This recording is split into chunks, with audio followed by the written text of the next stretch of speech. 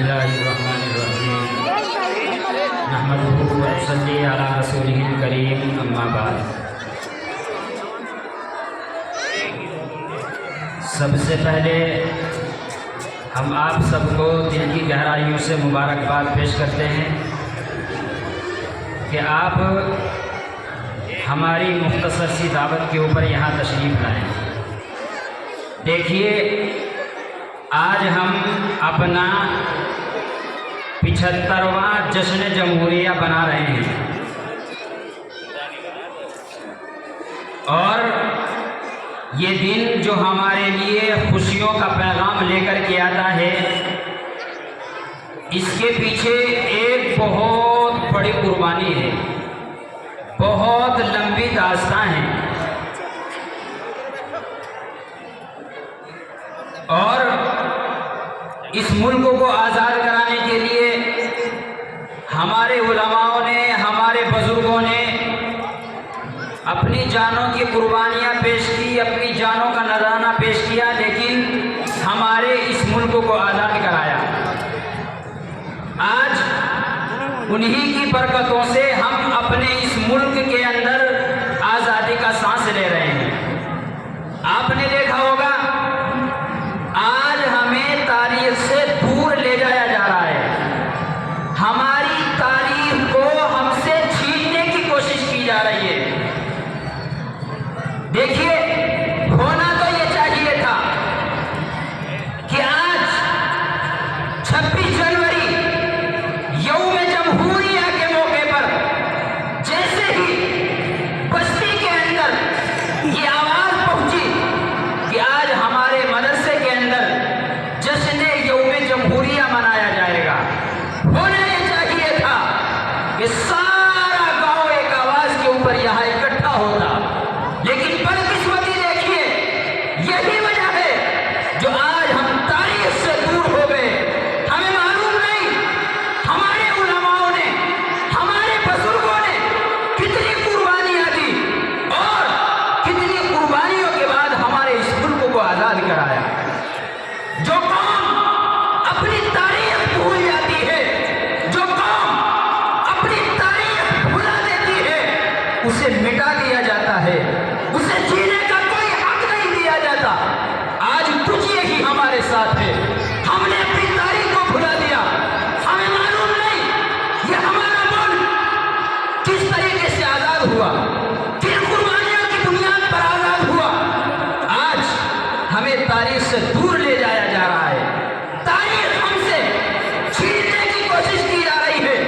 میں نے اسکولوں کی کتابوں میں دیکھا، میں نے کالجوں کی کتابوں میں دیکھا، سلطان ٹیپو رحمت اللہ علیہ کی جو تصویر کتابوں میں چھپتی ہے، سلطان ٹیپو رحمت اللہ علیہ کے چہرے کے اوپر داڑھی نہیں ہے۔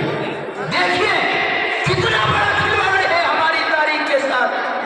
سلطان ٹیپو ان کے بارے میں آتا ہے کہ انہوں نے ایک جامع مسجد تعمیر کرائی، جامع مسجد تعمیر کرانے کے بعد سلطان ٹیپو نے اعلان کیا اس مسجد کے اندر سب سے پہلے نبی کے مصلی پر وہ کھڑا ہوگا جو صاحب ترتیب ہو۔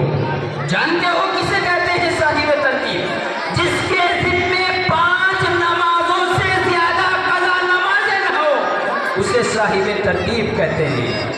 سلطان ٹیپو نے اعلان کرایا کہ اس مسجد میں سب سے پہلے نبی کے مصلی پر وہ کھڑا ہوگا جو صاحب ترتیب ہو۔ کوئی آگے نہیں بڑھا، سلطان ٹیپو آگے بڑھتا ہے اور آگے بڑھ کر کے کہتا ہے الحمدللہ میں صاحب ترتیب ہوں۔ جو ایسی نمازوں کی پابندی کرتا ہو وہ اپنے چہرے پر کبھی اس طرح دکھائے گا؟ ہرگز نہیں۔ میں یقین کے ساتھ کہتا ہوں سلطان ٹیپو نے کبھی اپنی زندگی کے اندر اپنے چہرے کے اوپر اس طرح نہیں پھروایا۔ لیکن دیکھیے آج ہمیں تاریخ سے دور لے جایا جا رہا ہے، تاریخ کو ہم سے چھینا جا رہا ہے۔ ہمارے بزرگوں نے بہت لمبی قربانی کے بعد اس ملک کو آزاد کرایا۔ شاہ ولی اللہ محدث دہلوی رحمت اللہ علیہ، شاہ عبدالعزیز محدث دہلوی رحمت اللہ علیہ 1739 عیسوی کے اندر شاہ عبدالعزیز اس دنیا کے اندر آئے اور 17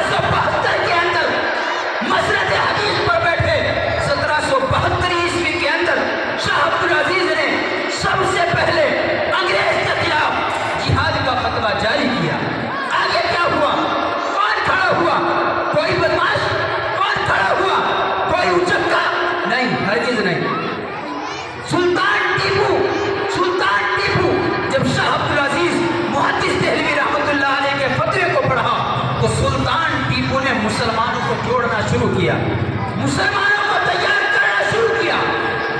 1792 ईस्वी के अंदर सबसे पहले अंग्रेज के खिलाफ जो जंग लड़ी वो सुल्तान टीपू ने लड़ी।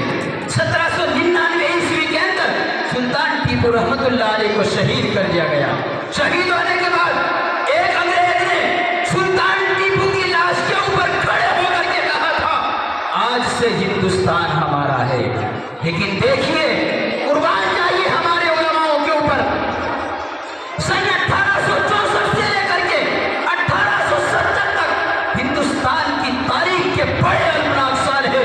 14,000 उलमा को फांसी के फंदे के ऊपर लटकाया गया, हाथियों के ऊपर खड़ा करके, दरख्तों के ऊपर लटका करके हाथियों को जला दिया जाया करता था।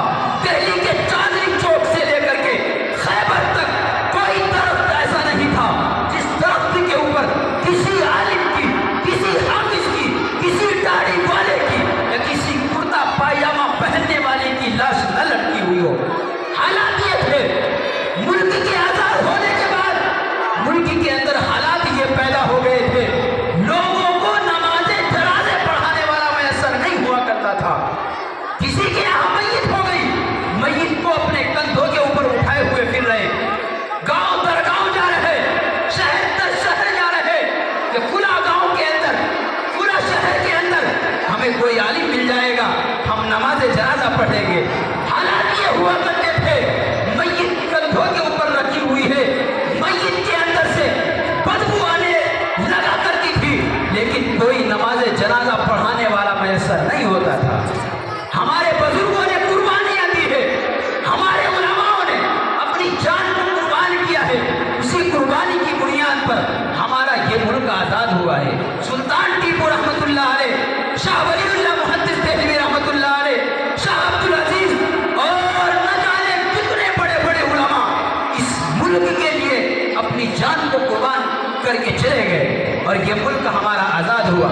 लेकिन बदकिस्मती देखिए, दूसरे लोग इस दिन को अपना त्यौहार मना रहे हैं और हमारी अकलों के ऊपर, हमारे जहनों के ऊपर वही गफलत की पट्टी बंधी हुई है। इसी वजह से हमारी तारीख को मस्ख किया जा रहा है, उसे मिटाया जा रहा है, उसे खत्म किया जा रहा है। वजह क्या है? वजह यही है कि आज हम सोए हुए हैं। बेदारी का हमारे दिलों के अंदर, हमारे जहनों के अंदर जर्रा बराबर भी कोई गम और इसी तरह की कोई चीज़ हमारे जहनों के अंदर मौजूद नहीं है।